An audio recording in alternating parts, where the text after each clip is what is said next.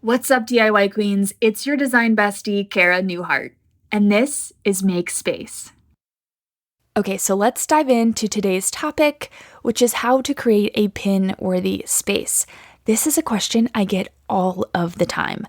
I like a photo on Pinterest. How do I get it? How do I get my house to look like that? How do I get my room to look like my inspo photo? So this is totally a loaded question, first things first, but I really want to break it down beyond just how to look at something and duplicate it in your space, because to me, that's not really the point of Pinterest, and I think when people do that, they're left more times than not very unsatisfied with the space. If you listen to my episode all about how I design a room, you know that I start with function and how you want the space to serve you before we can even talk about aesthetics. So today I'm diving into all my secret tips for how to approach Pinterest inspiration, how to recreate it in your space in a way that fits your style and feels like you, as well as some insight that I think we don't talk about a lot or think about a lot when it comes to Pinterest and interior design. So hopefully this episode is super helpful in helping you rethink your space, use Pinterest as the amazing inspiration creative tool that it is, and really create those spaces that you freaking love. This is something that I talk about as my mission. It is my goal to help people see past what is pin-worthy, to really create a space that inspires them and is absolutely beautiful, but is a space that they feel reflects them and serves them and works for them. Pinterest is one of my very favorite places on the internet, and I think it's such an amazing tool for helping us build out our spaces.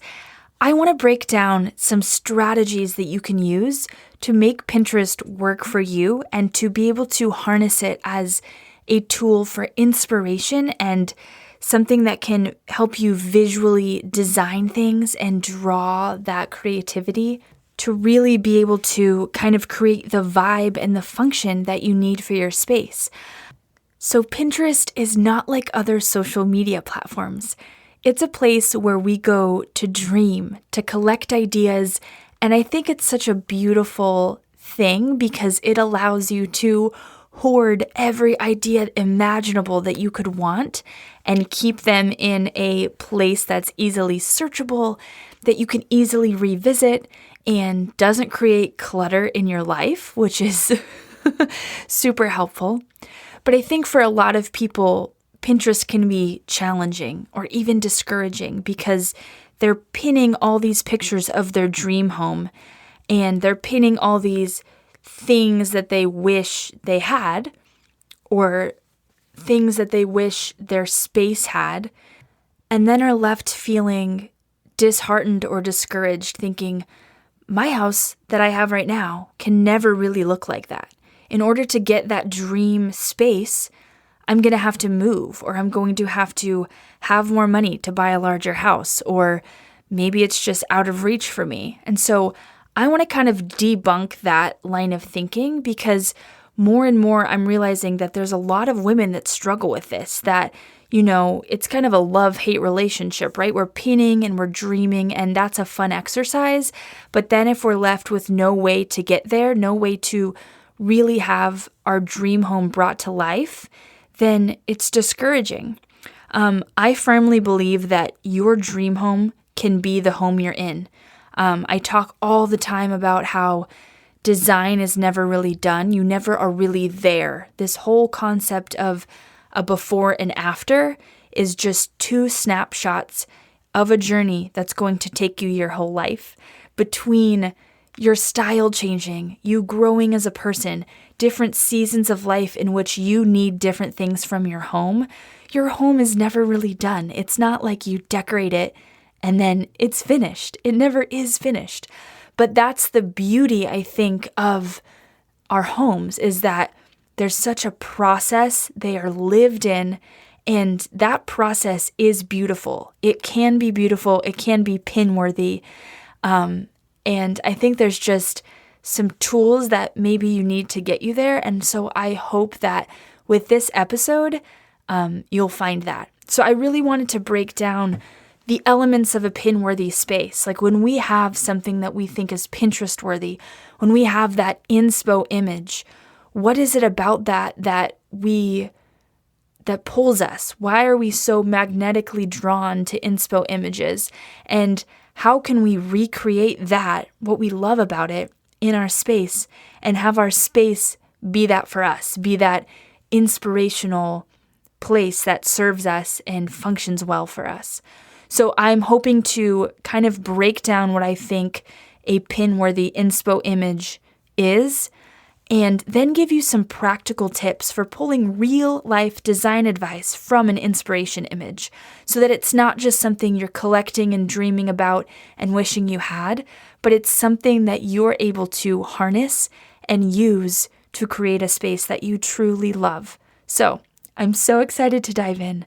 Before we get started, please know that I really want this to be a conversation. I want you guys to reach out to me with questions or comments or specific situations that you need help with, because I don't really believe in prescriptive advice where someone just tells you what you should do. I think it's always a conversation of someone giving you a piece of knowledge, and then how you use that and respond to that is going to be how it affects your life. So all that to say, connect with me on social media and let me know what you're thinking about this. Let me know what your questions are. Let me know what your feedback is. I would love to talk to you. You can find me at Never Skip Brunch, or if you prefer email, you can email me at podcast@neverskipbrunch.com. Okay, let's dive in. I think the very first piece of breaking down kind of these elements of a pin-worthy space is figuring out why you're magnetically drawn to that inspo image. What about it catches your eye and makes you feel something? So I think there's a few principles. I've written down the key 4 that I want to go through that I think go into this. So the first one is similarity. I think in some sense, when we see an image, it looks similar to your space. It looks like something that is doable in your space. So one example of this is my powder bathroom, which is the first room I ever redecorated. And I remember going on Pinterest, because I had no idea how to start then, knowing that now Pinterest is not my starting point. But I'm on Pinterest and I'm looking for inspiration. I'm looking for what I want to do in this space. And a lot of the images I found myself pinning had the same layout as my bathroom, had the toilet on the left, had a sink on the right, a pedestal sink, and seemed to be similar dimensions. And I think that similarity piece kind of draws us in because we're thinking, this is doable. Like that space looks like mine, but they added shelves, or they added an accent wall, or they added whatever it is. And so that's really encouraging, right? Because when we find those similar photos, it looks doable in your space, and you can take that photo and say, oh, I can do this. I just need to add a shelf. I just need to add some art. I just need to paint the wall.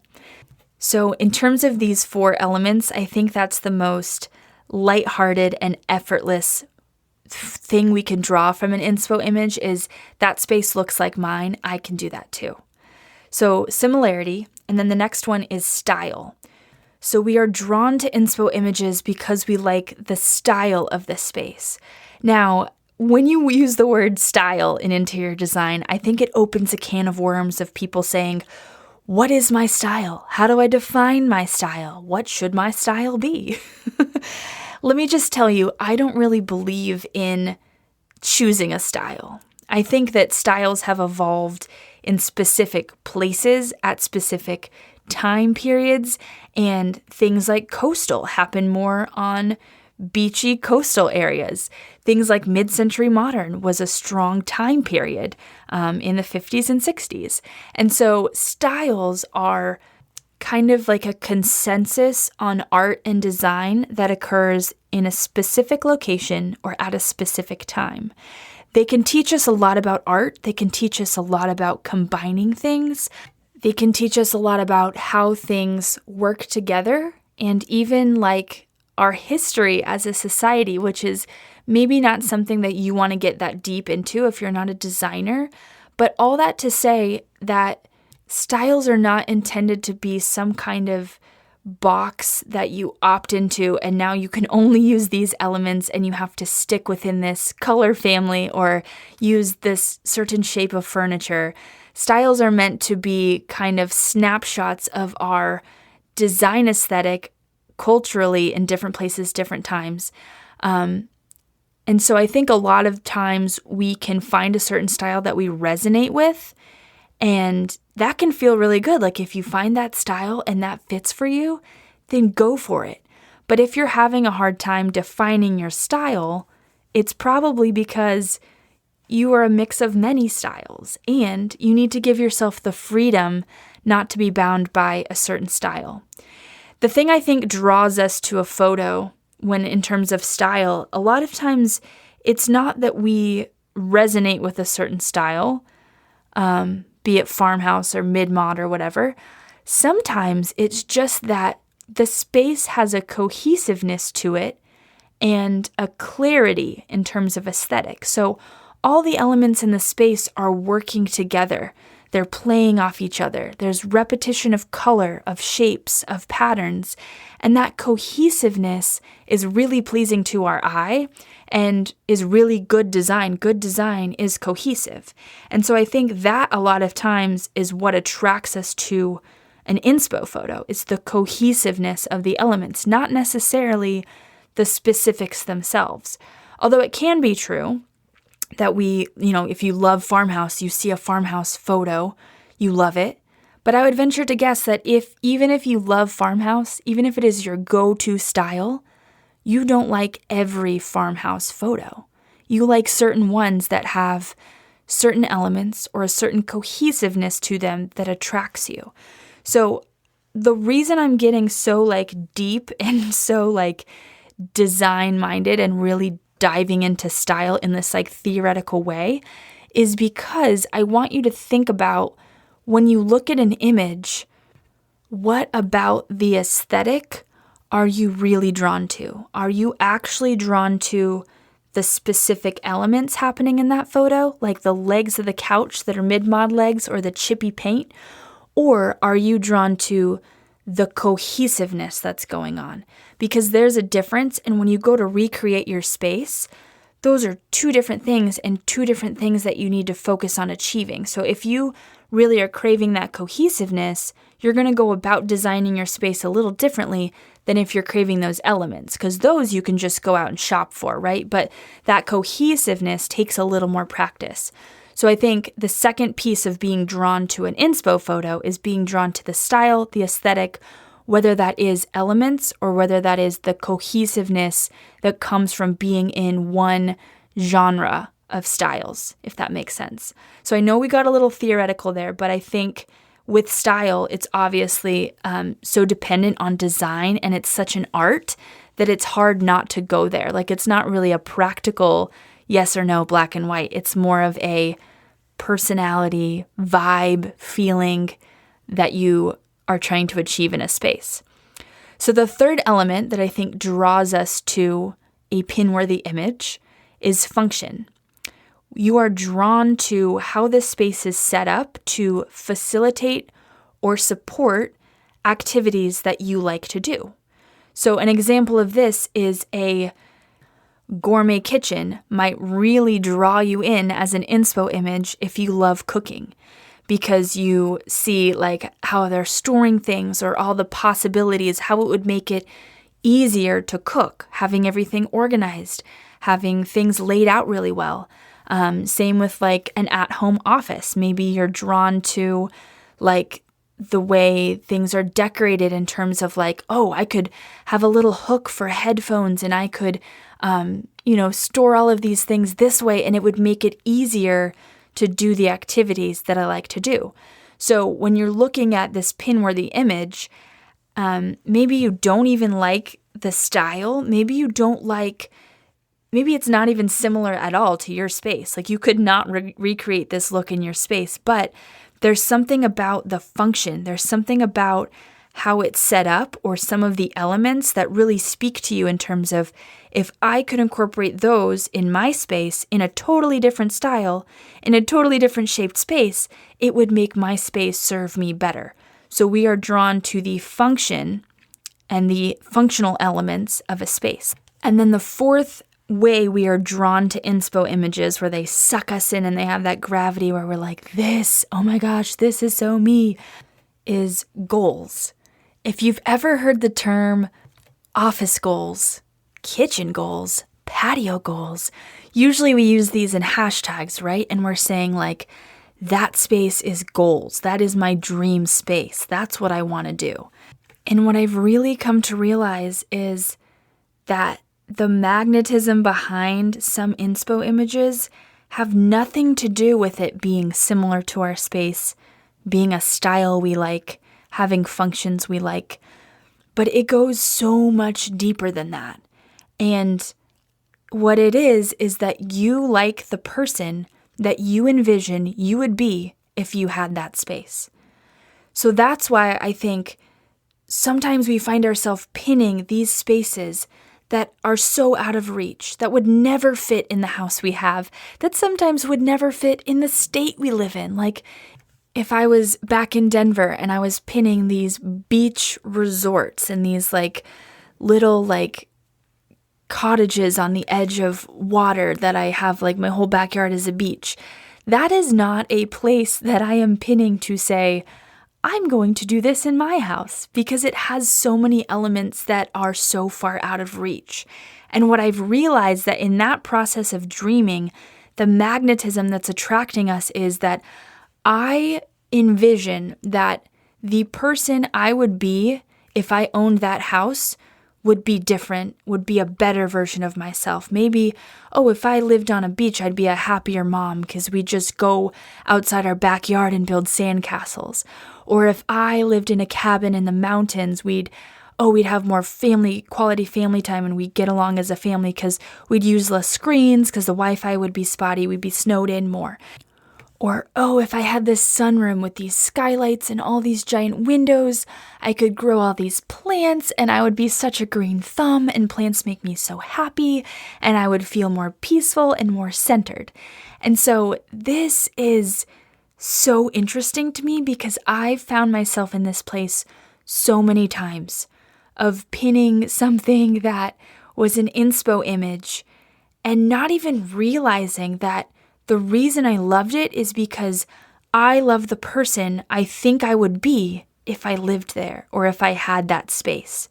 And this, I think, is the piece of social media that we skip over when we're like talking about how, everyone shows their highlight reel, and when you're scrolling through your feed and you're feeling sad or you're feeling FOMO or you're feeling like everyone's life is better than yours, this is the piece that's really getting to you, because we look at these spaces and we have this idea of what her life must be like because she has this gorgeous space. It must be easier because she has that big laundry room. So I bet things aren't as stressful for her because, if she can knock the laundry out, then things are easier. And we start to kind of draw conclusions about the way people are living based off the spaces we're seeing. And then we compare our situation to that and we feel insufficient, like we're falling short. And so this is such an important thought process that once you get a hold of, once you recognize it in yourself, you can nip it in the bud.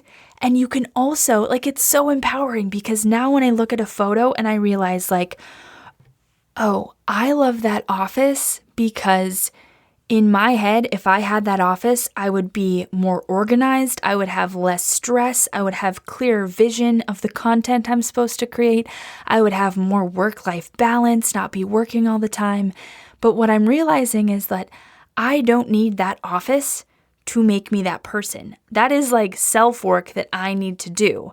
And yes, an office can help with that if I create a space that serves me, is what I need, reflects my personality, helps to inspire me.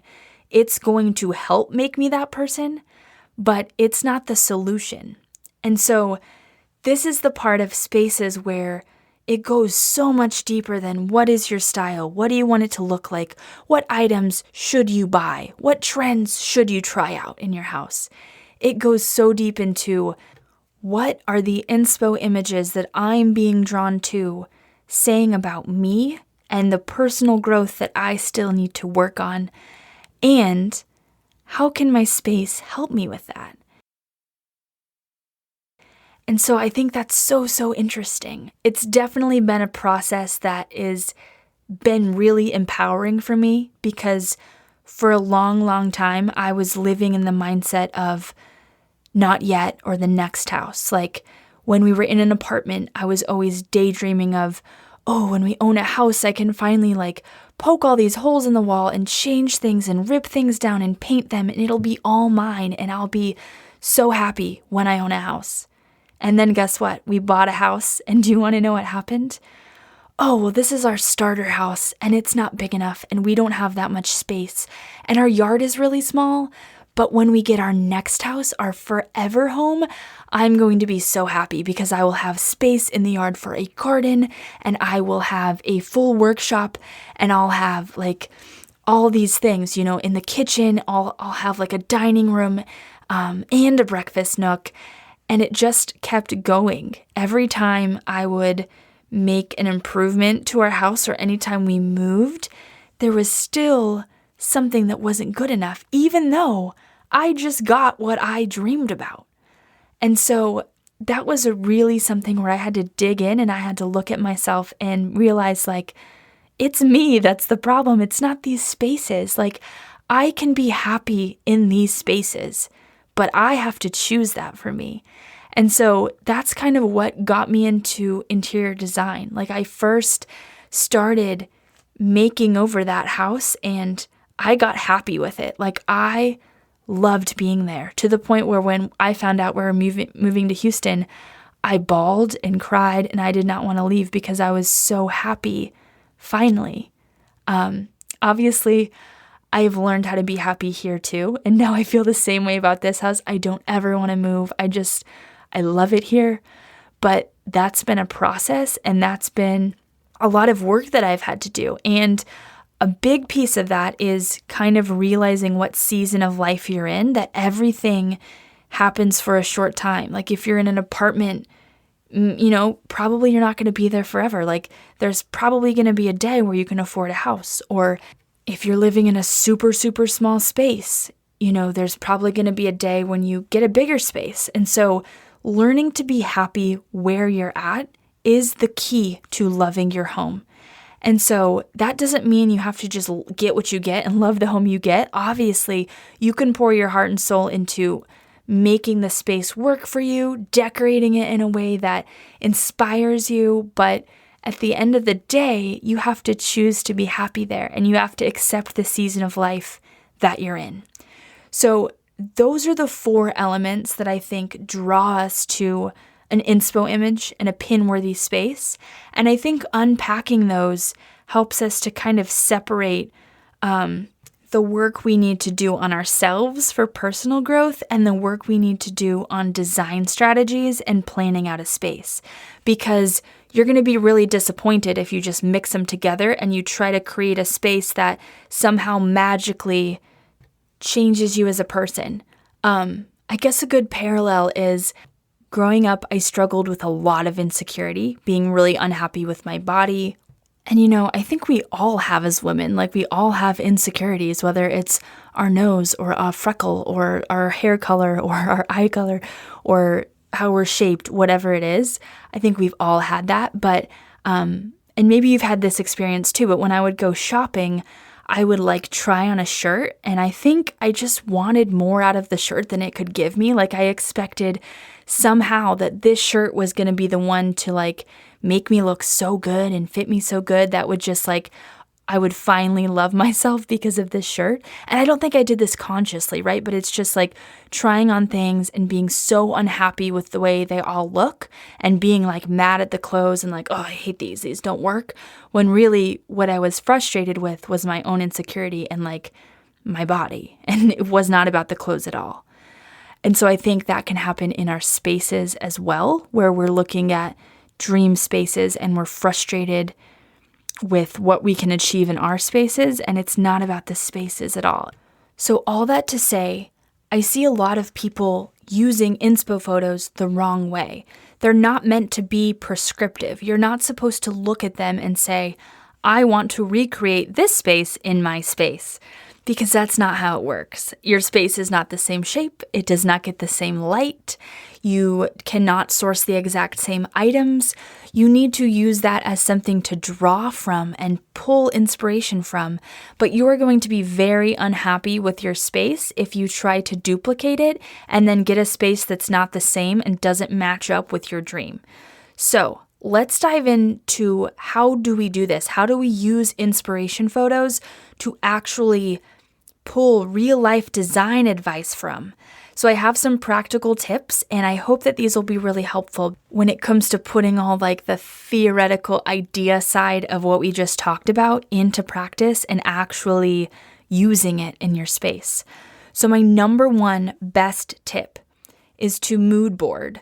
So mood board and look for trends.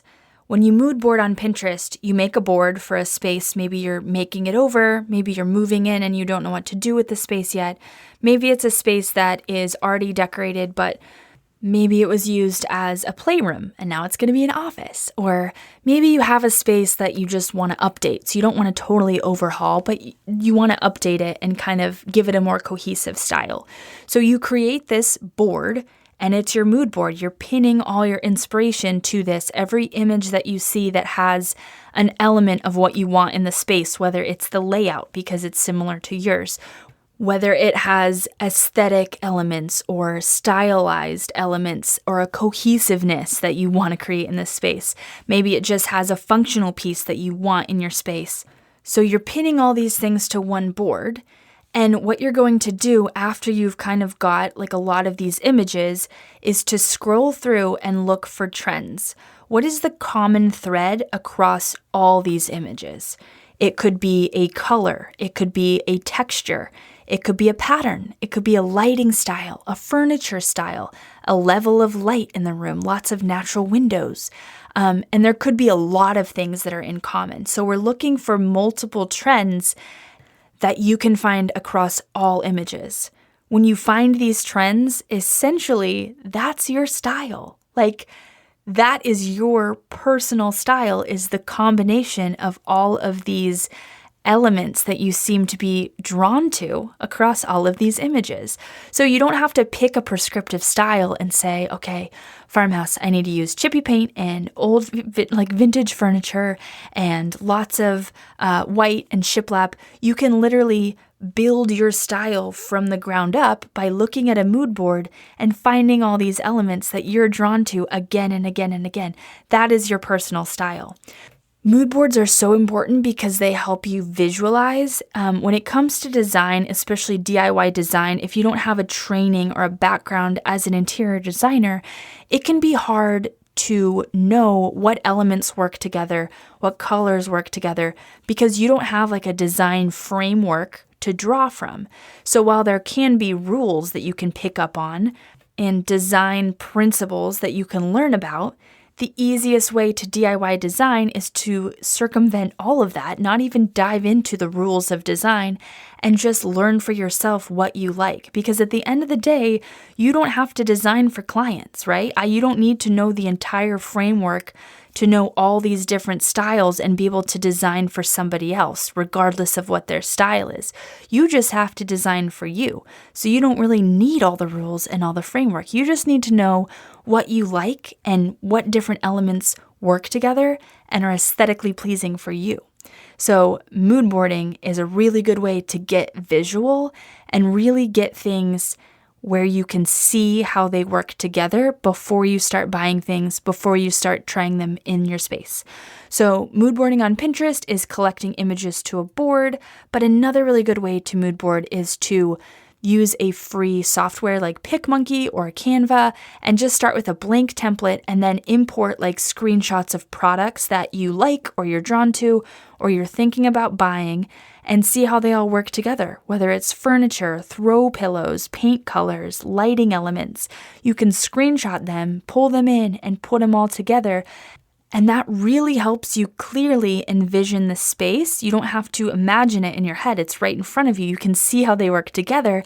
And it helps you get clarity on that cohesiveness, that like seeing like things being repeated or things working together in a space that's really pleasing and looks really polished in terms of a really good design, it helps you achieve that without even knowing any of these principles because you can see it right in front of you. So mood boarding is number 1 practical tip. Number 2 is I want you to pick a few key images where you like most of the image. I would say 3 to 5. You can go more than 5, but we're going to try to dive deep on 5 images, so I would just start with about 5. So we are picking images where we like almost everything about them. Maybe we love the style, we love the function, and maybe it's just not similar to our space, so it's not the same layout, but that's okay. Maybe we love the similarity to our space and the function of everything, but the style isn't quite our style. But we're picking images where we love almost everything about them, where you look at it and you're like, that is so me. So from your mood board, pull these 5 images, and we're going to look at each image and kind of break it down. We want to analyze this and figure out why we like it. Because once we know why we like something, we can recreate that in the space, right? We can find that vibe, that aesthetic, those elements, and we can recreate that for our own room. We can't duplicate. We can't find the exact everything because maybe it doesn't exist. Maybe it's not in our budget. Maybe we can't find the link. So pulling out why is how you're going to get that vibe and get what you love about it into your own space without feeling disappointed that it's not exact. Because we're really diving deeper here. So the first question I want you to ask about the image is, how does this space make me feel? Maybe 3 adjectives that come to mind. Do you feel calm? Do you feel energized? Do you feel relaxed? Do you feel centered? Do you feel excited? Do you feel inspired? When you look at the space, how does it make you feel? The second question I want you to ask is, where does my eye go first in the space? When you look at the photo, where are you drawn to? What's the first thing that catches your eye? Maybe it's the bed frame. Maybe it's a lamp. Maybe it's a crazy floral pattern on the ceiling. But what is the first element that your eye sees in the space? This is important because one of the principles of design is focal points, right? That when you walk into a room, your eye is drawn somewhere first. Your eye finds a place to land or something interesting to look at. And so the focal point that you are looking at in this space tells you something about your style, right? Where you're first drawn to tells you something about what you love or what maybe you should focus on for your own space. The third question I want you to ask is, what is my favorite element in the space? Maybe this is a rug that's colorful and kind of has this palette that you really love. Maybe it is a light wood tone that you see repeated on the furniture or the floor. Maybe it's a paint color that's on the wall that you feel really good about. But what is your favorite element in the space? We're talking colors, textures, that kind of stuff. Okay, the next question is kind of zooming out a little bit and saying, what combinations of elements am I drawn to? For example, do you really like white and wood paired together? Do you like black and gold and a moody, like sophisticated vibe? Do you like plants and velvet? Do you like patterns? But what combinations of elements, 2 or 3 elements, are you really drawn to? And can you find that across your mood board as something that repeats itself? Was it maybe a trend that you're seeing across those images? The next question is, what do I envision that I could do in this space that I can't do in my current space? So this kind of touches on that, like you liking the person you envision you would be if you had that space, but I want to make it more practical. What types of tasks or activities do you think that you could do in this inspo photo space that are not possible in your current space? Because I think that figuring out what those are means that now you can get creative and come up with a solution and a way for you to do that in your current space, whether it is a table that folds away or a dual purpose room that has multiple functionality where you can use it for a lot of different things, and taking one space and making it multi-use.